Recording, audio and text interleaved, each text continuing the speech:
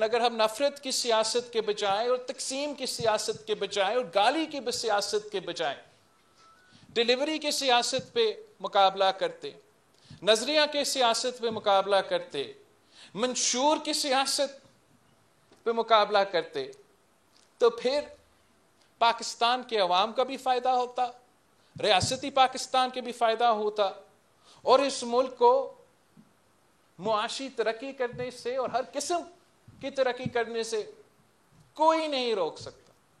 مگر افسوس کے ساتھ اس ملک کی قسمت کے ساتھ، اس ملک کے ہر نسل کے ساتھ طاقتور طبقے نے کھیل کھیلا ہے۔ انہی عدالتوں کی طرف سے قائد عوام کو پھانسی پہ چڑھایا گیا۔ ان میں اتنا شرم نہیں ہے، ان میں کسی جج میں، کسی چیف جسٹس میں 1970 سے لے کے آج تک کسی کو یہ خیال نہیں آیا۔ پورے پاکستان کو وہ لیکچرز دیتے ہیں کہ کون کرپٹ ہے، کون کرپٹ نہیں ہے، کون سسلین مافیا ہے، کون سسلین مافیا نہیں ہے۔ کدھر آ کے ہمارے لارکانوں کے ججز کو تھپڑ مارتے ہیں۔ خود جب کہ موقع ہوتا ہے، مطلب موجودہ جو چیف جسٹس ہے، وہ چیف جسٹس جب لاہور ہائی کورٹ تھا تو اس نے سارے چھوٹے صوبوں کے رائے پہ کو نظر انداز کر کے کالاباغ ڈیم بنانے کا فیصلہ سنا دیا۔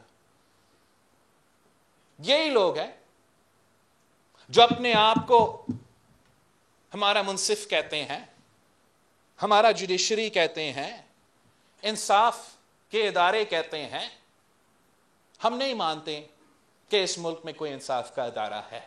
جب ہم پہ ایک نالائق، نااہل وزیر اعظم مسلط کیا گیا، جس کی وجہ سے آج معاشی بحران ہے، جس کی وجہ سے آج پاکستان کے عوام تکلیف میں ہے، جو اب سب مانتے ہیں، عمران مانتا ہے، سابق اسٹیبلشمنٹ مانتا ہے کہ ہم نے آئین پہ ڈاکہ مارا، ہم نے جمہوریت پہ ڈاکہ مارا، اور ہم نے غیر آئینی طریقے سے اس وزیر اعظم کو قوم پہ مسلط کیا۔